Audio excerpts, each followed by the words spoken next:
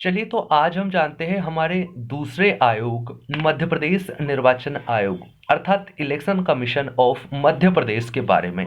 तो इसको भी हम दो भागों में देखेंगे। पहले भाग में हम इसकी सामान्य जानकारी जनरल इंफॉर्मेशन देखेंगे और दूसरे भाग में इसके अदर फैक्ट्स यानी कि अन्य तथ्यों के बारे में जानेंगे। तो शुरू करते हैं इसकी सामान्य जानकारी से। तो यह एक संवैधानिक निकाय है जिसका वर्णन भारतीय संविधान के भाग 9 के अनुच्छेद 243 के अंतर्गत किया गया है।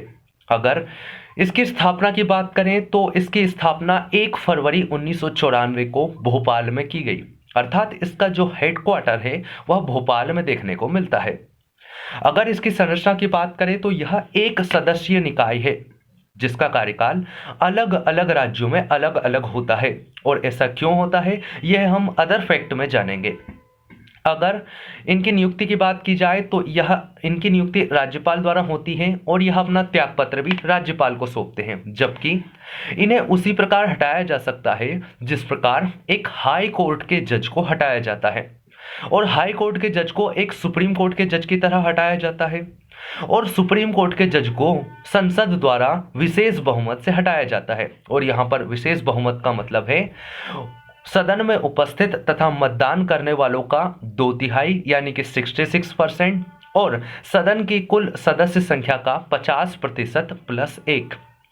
इसके पहले अध्यक्ष थे NB लोहानी, वही वर्तमान अध्यक्ष हैं बसंत प्रताप सिंह। अभी तक इसके 6 अध्यक्ष रह चुके हैं जिनके नाम कुछ इस प्रकार हैं। तो पहले तो थे NB लोहानी, उसके बाद गोपाल शरण शुक्ल, आदित्य विजय सिंह, अजीत रायजादा, R परशुराम और BP सिंह यानी कि बसंत प्रताप सिंह। इसके पहले सचिव थे प्रकाश चंद्रा, जबकि वर्तमान सचिव हैं दुर्ग विजय सिंह। वहीं पहली महिला सचिव थी विजया श्रीवास्तव। अगर इसके मोटो यानी कि ध्येय वाक्य की बात करें तो इसका ध्येय वाक्य है हर वोट कीमती, हर निकाय महत्वपूर्ण, every vote priceless, every local body significant. अब इसके अदर फैक्ट्स की बात कर लेते हैं। तो अदर फैक्ट्स में सबसे पहले हमें 2 संविधान संशोधन देखने को मिलते हैं जो कि इससे संबंधित है। एक है 73वां संविधान संशोधन अधिनियम 1992 और दूसरा है 74वां संविधान संशोधन अधिनियम 1992। ये दोनों ही 1993 में लागू हुए थे। तो 73वां संविधान संशोधन अधिनियम 1992 जो कि ग्राम पंचायतों से संबंधित है, इसके तहत भारतीय संविधान में भाग 9 जोड़ा गया जिसके तहत अनुच्छेद 243 से 243 ओ तक नए अनुच्छेद जोड़े गए। इन्हीं के अंतर्गत एक अनुच्छेद आता है 243 के, जिसके तहत राज्य निर्वाचन आयोग का वर्णन किया गया है। 74वें संविधान संशोधन अधिनियम 1992 जो कि नगरीय निकायों से संबंधित है, इसके तहत संविधान में भाग 9A जोड़ा गया जिसके तहत अनुच्छेद 243P से लेकर 243ZZ तक नए अनुच्छेद जोड़े गए।